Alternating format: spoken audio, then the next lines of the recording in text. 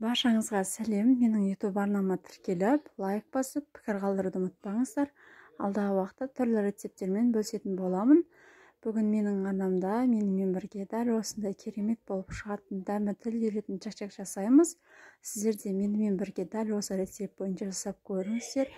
Дәмі керемет болып шығады. Ең алдымен құрғақ ыдысымызға 2 жұмыртқамызды, аздап шекерімізді және де содамызды салып, біркелкі формаға енгенше жақсылап араластырып аламыз. Біркелкі формаға енгенше араластырып алдық. Енді алдын ала елеуіштен өткізілген ұнымызды салып, қасықтың көмегімен кішкене араластырып аламыз. Одан кейін қасығымыздан сырып алып, қолымыздың көмегімен жұмсақ қамыр дайындаймыз. Мінекей, біздің қамырымыз дайын болды. Көріп тұрғандарыңыздай өте жұмсақ болып шықты. Пакетімізге салып, жарты сағатқа демалдырып қоямыз. Мінекей, өте жұмсақ болып шықты. Аздаған ұн сеуіп, қолымыздың көмегімен алдымен жайып аламыз. Содан кейін барып, оқтаудың көмегімен жайып шығамыз. Мінекей, қолымыздың көмегімен үлкейтіп алдық. Енді оқтауымыздың көмегімен жайып шығамыз. Өте жұмсақ қамыр болды. Мінекей, мен қамырым жайып болдым.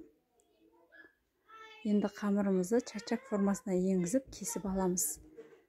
Мінекей, жұқалығы осындай болды.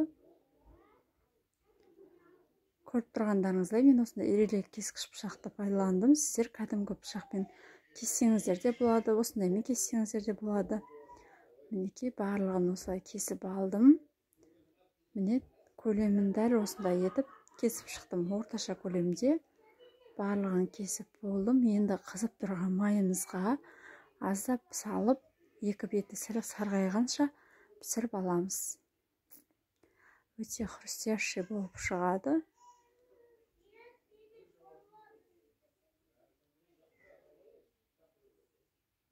Мінекей, дайын болды. Осылай азыздан салып, сарғайғанша пісіріп алып,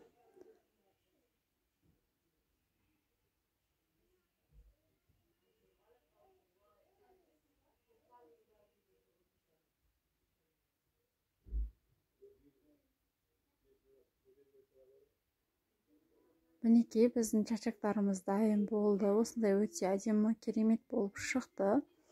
Осындай сгущенканы ыдысымызға салып, үстінен құямыз. Оның үстінен аздаған қара шоколадымыздан сәндік үшін теркадан өткізіп жібереміз.